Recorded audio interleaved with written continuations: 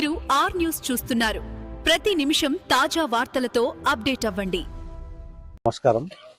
Aliabad municipal కార్పొరేషన్లో Janasena party నుంచి దాదాపు 7 మంది ఇక్కడ పోటీ చేయడం జరుగుతుంది. వీళ్ళు కూడా గత కొన్నేళ్లుగా పార్టీ గురించి పనిచేసిన వాళ్ళు, మిగతా కొత్త వాళ్ళకు కూడా అవకాశం ఇవ్వడం జరిగింది. కరోనా టైంలో కూడా అనేక సాయం చేసిన అని చెప్పడం జరుగుతుంది. అదేవిధంగా ఈ వార్డులో ఉన్న వ్యక్తులకు, చాలా దగ్గరగా ఉన్న వ్యక్తులకే మేము అవకాశం ఇచ్చినాం.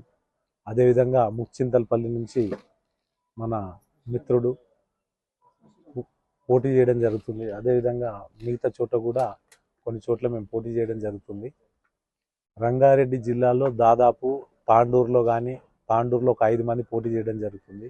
శంకర్పల్లిలో 2, అదేవిధంగా ఇబ్రహీంపట్నంలో దాదాపు 2, అలియాబాద్లో 7 మంది ఇట్లా పోటీ చేసుకుంటే, అంటే మాకు బలం ఎక్కడైతుందో అక్కడనే మా దృష్టి అంతుంది. జనసేన పార్టీ లక్ష్యం ఒకటే, ప్రజలకు అనుకూలంగా, ప్రజలకు ఏ ఫలాలు అయితే అందాలో అవి అందేలాగా జనసేన ప్రయత్నం చేస్తుందని మీ ద్వారా తెలియజేస్తున్నాము. ఎందుకంటే ఈరోజు ప్రజాప్రతినిధుల పరిస్థితి ఎట్లయిపోయిందంటే, ఎక్కడన్నా ల్యాండ్ కనిపిస్తే అమ్ముకోవడానికి చూస్తున్నారు తప్పితే ప్రజలకు ఎటువంటి మంచి పనులు చేయడానికి ముందుకు రావట్లేదు.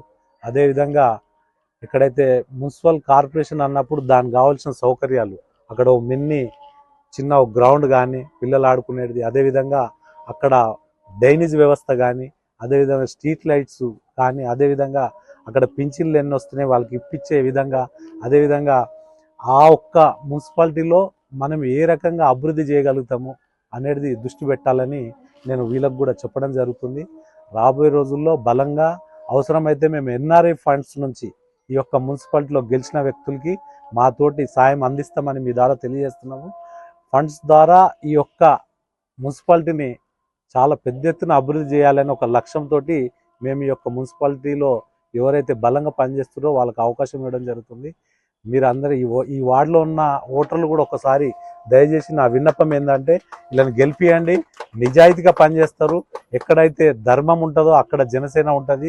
అది మీ ద్వారా తెలియజేస్తున్నాను. నిజాయితీగా పనిచేస్తారు, ప్రజలకు అనుకూలంగా పనిచేస్తారు. ప్రజలకు ఏ సౌకర్యాలు కావాలన్నా ప్రభుత్వం దృష్టికి తీసుకెళ్ళి అది సాధించేదాకా పోరాడతారని మీ ద్వారా తెలియజేస్తున్నాను. ఎందుకంటే సమాజంలో మార్పు దశగా ఈరోజు ఆంధ్రప్రదేశ్లో కానీ తెలంగాణలో కానీ కొత్త తరం రాజకీయాల గురించి జనాలు ఎదురు చూస్తున్నారు. అందులో భాగంగా మేము ఈ యొక్క మున్సిపాలిటీలలో పోటీ చేయడానికి యావత్తు తెలంగాణలో దాదాపు 350 పైచిలకు కార్పొరేషన్లో మేము పోటీ చేస్తున్నాము. కార్పొరేటర్లు కానీ, అదేవిధంగా కౌన్సిలర్లు కానీ.